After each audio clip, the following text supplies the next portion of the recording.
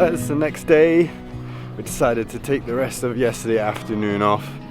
We're so not used to the heat here in Scotland, and we just had to go and cower in the shade somewhere. And we thought it was just such a nice day. We got quite a lot done in the market garden yesterday. So yeah, we just took the afternoon off. You got to do that sometimes. We've been working pretty flat out recently, and we knew this was the last day of good weather yesterday for a wee while. So we thought, what the heck, let's have the afternoon off and enjoy the sun. So, just about to let the geese out after the night in their first cell. Here they are. Here we go.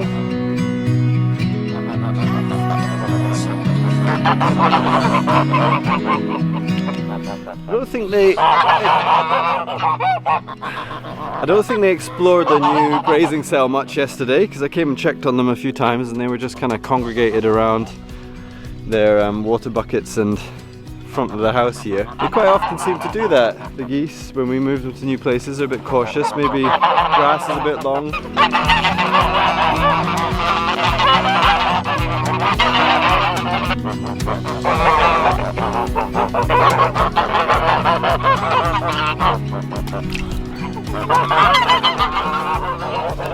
So the geese seem to be doing well over in the Westfield silvopasture system.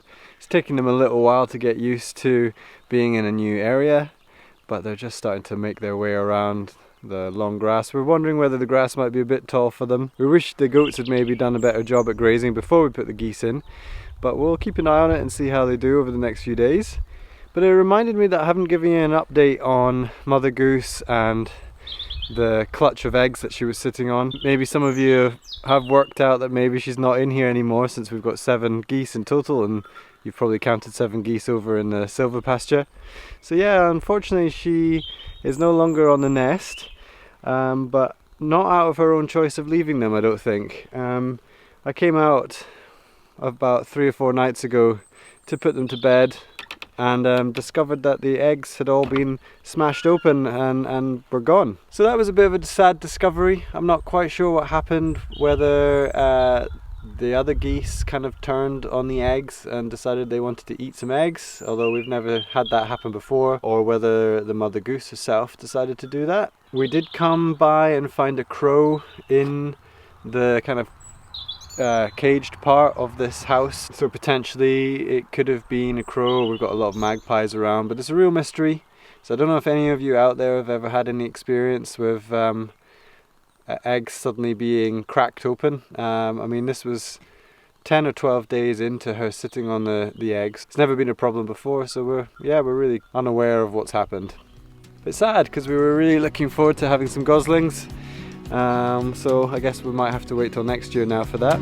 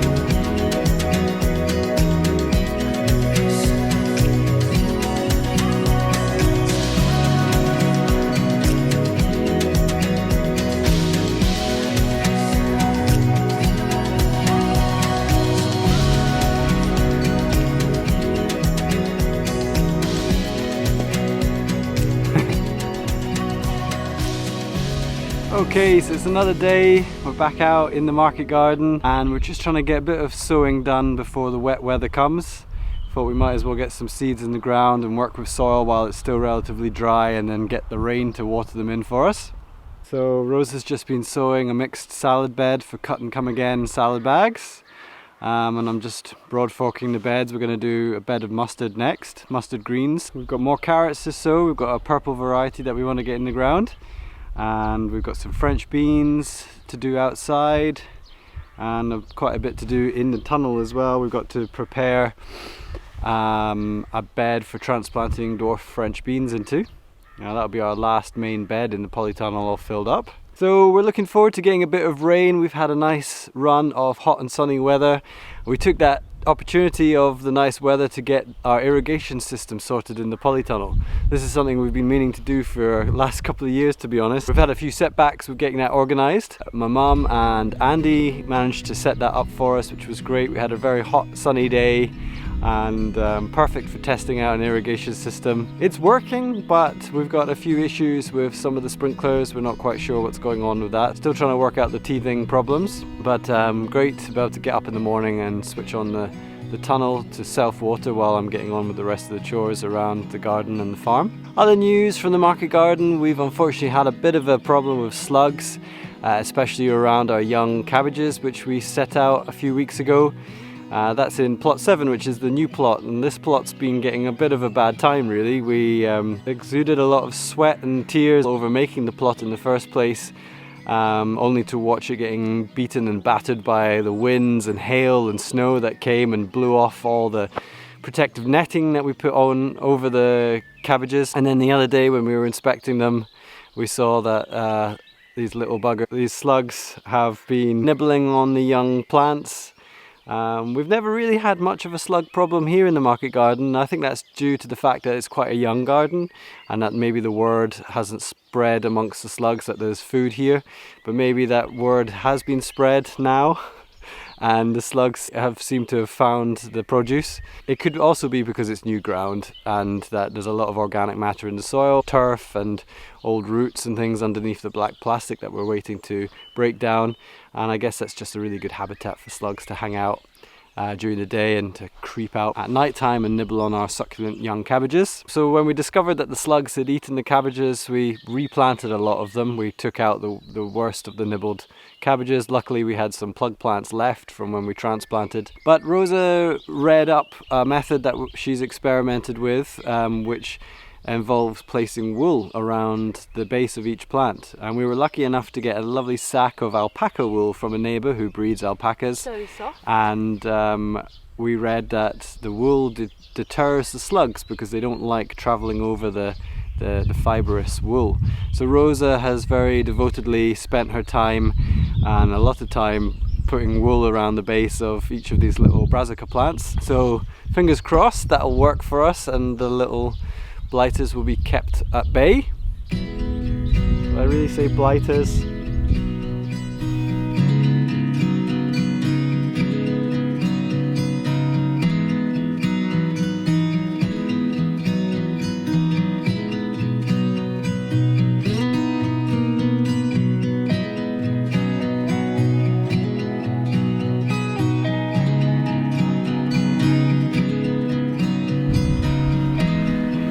Right, that's the rain starting to come on, so pretty good that we've managed to get some of the beds seeded and Mother Nature can help us water it in. We're debating or not whether we're going to get the carrots done. We've got some more red Russian kale and radish successions to sow. Rosa seems to be weeding furiously below me here in the perennial herb bed, which is doing very well. This bed is really for harvesting for the veg box, but these are perennial herbs, so we don't need to keep planting them each year, and that's why it's got a kind of wood chip mulch, which has worked really quite well. I didn't put any cardboard under or anything. There's a few weeds, but I just hand pulled them really quickly. The main herbs that we've got in here that we feel like we're going to use for the veg box: chives, oregano, got some lovage, sage, thyme, and I've also planted a bit of chervil, which I've never grown before. I've just always wanted to grow it because it's a tasty herb, so we'll see how that goes. Yes, so quite excited by this. Things have grown really quite well, so we probably won't be getting any big harvests off of them maybe this year, but by next year they should be all in full swing, so watch this space. Alright, the rain's fairly coming down now, so we've come into the polytunnel just to get on with some inside jobs. I've just been tidying up a bit, keeping on top of some of the stuff that seems to congregate in the polytunnel. Beer bottles. One big thing we're just about to do is clear up this very pretty but very weedy bed. This has actually been feeding us for quite a while until our own salads arrived with chickweed. Yummy, yummy chickweed, which is a garden weed, but actually very tasty, succulent, crunchy salad green, and obviously grows very well. I think it's actually a really good ground cover, so if we weren't really running our business as we are now, then we probably would let it just crawl across the ground, because it's edible, it grows well, and it blocks out the other weeds. And it's actually really easy to pull out when you want to pull it out, so, you know, it's like a whole mat. Yeah, and it's really sweet, and it tastes like grass. No, it does taste nice. I've been eating it and I really wasn't. Yeah. I'm into it now. It's great, especially with some homemade raspberry vinegar on it. Mm-hmm. There's some dead nettle here. Again, these things don't really bother me that much, but obviously we can't grow in this bed right now, so we need to really knock these weeds back, and we really don't want this chamomile to seed. It's very close to that point, so we've really got to get that out, because that's the one that will really spread. And then we've got our calendula as well, so we're actually going to try and, depending on how easy it is to get the bed kind of prepped whilst leaving anything in it, we're going to leave these self-seeded calendula here. We're going to be putting some tomatoes and peppers that are left over in this bed, and the tomatoes that we grew in here, I think last year with the calendula, did much better than the ones that were over in another bed that didn't have many calendula, so we thought we may as well leave them in. We like to eat them in salads, they're good for medicinal purposes as well, and the pollinators love them, so they're a good one to leave in. Again, they self-seed really well. We don't really have a problem with that. You can see the bed we're about to prep here has self-seeded calendula, tomatoes, chickweed. We don't really need to plant anything. Just change our market. If this was just our home garden, we would probably be a little bit more relaxed about letting some of these plants in the wrong places grow. But as soon as we start gardening with the purpose of financial enterprise, then these become weeds, because they're not growing in the right place for the crops that we need to put in here and manage successfully, cleanly, and quickly and efficiently. Yeah.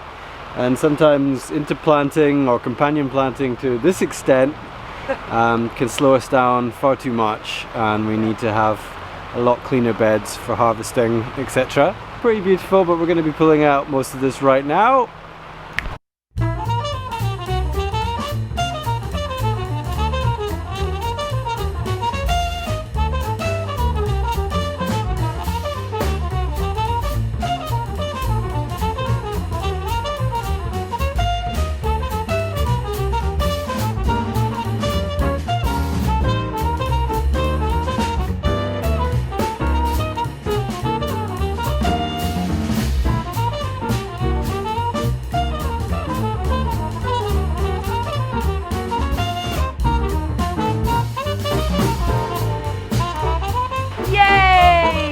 This bed, and now we're just going to plant it with the spare peppers and tomatoes that we have. This is actually kind of more of a home bed.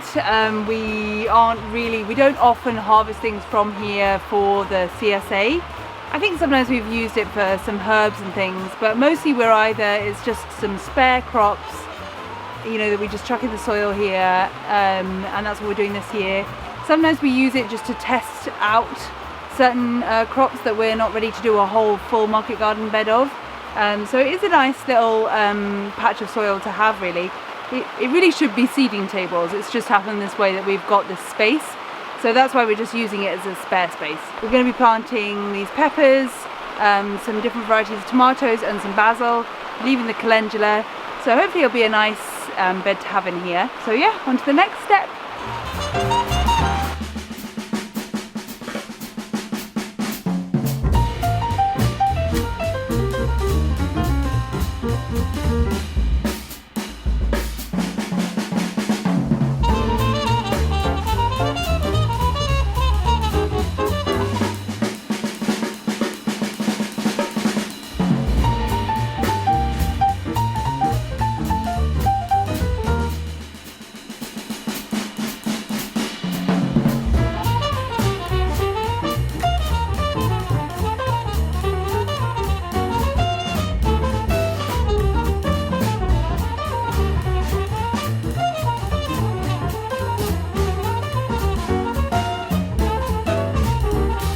Alright, so Rosa is working on this, what was our kind of messy, wild seeded bed, full of calendula and chamomile and very tasty chickweed.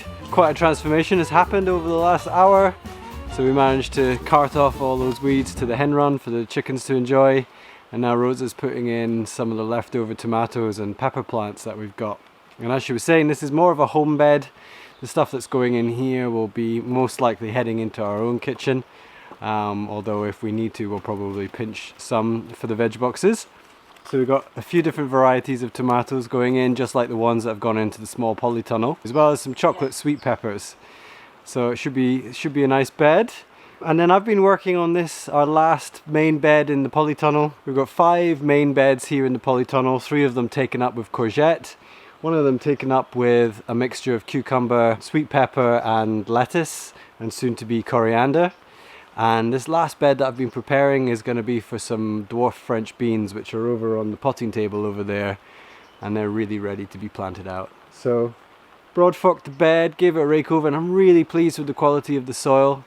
It's looking so much better than it has done over the last few years. The polytunnel was put up in 2018, and because of the excavator that had to come in and level the site here, all the topsoil got removed. Unfortunately, we didn't keep it to one side to then put back on, and the difference in level meant digging down to quite a gravelly substrate of soil, and that all got mixed together and compacted.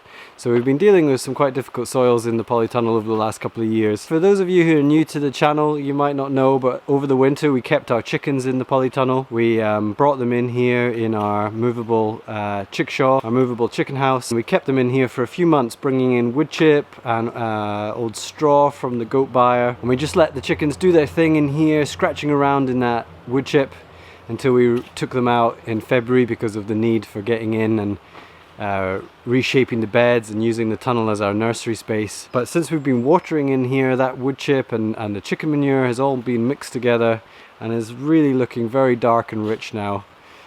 So perfect for planting out, and if we carry on doing that over the years, we should end up with some very nice deep fertile soil once again in this polytunnel.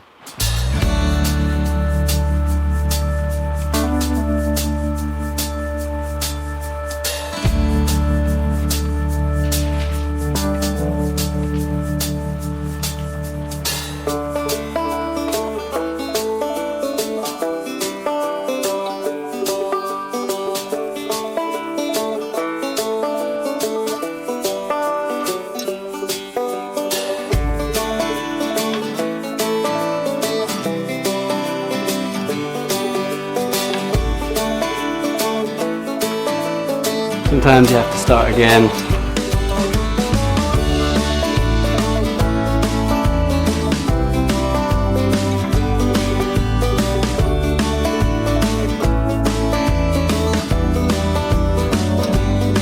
Alright, these are the beans we're going to be planting. They're a dwarf French bean, maxi.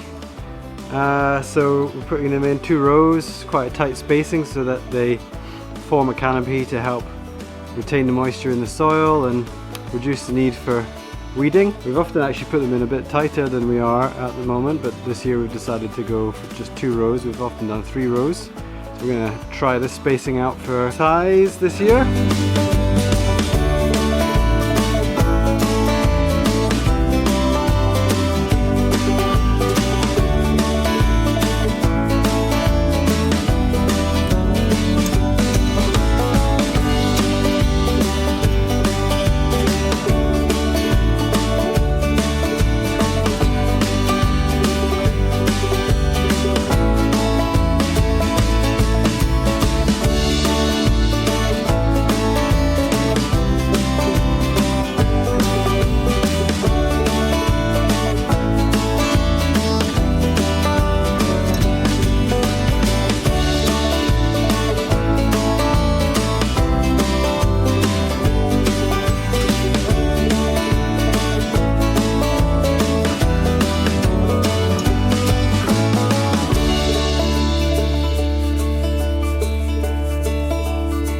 Right, that's the beans done. Got them all put in. Just had enough to finish the row. So that's a 15-meter row of French beans. and it won't be too long until they're cropping, I'm sure. So a great bit of progress this afternoon. Rosa has made a beautiful second tomato area, our home area for the tomatoes, and then we managed to get these beans in and give the polytunnel a little bit of a tidy up. Alright, so all that's left is to water them in.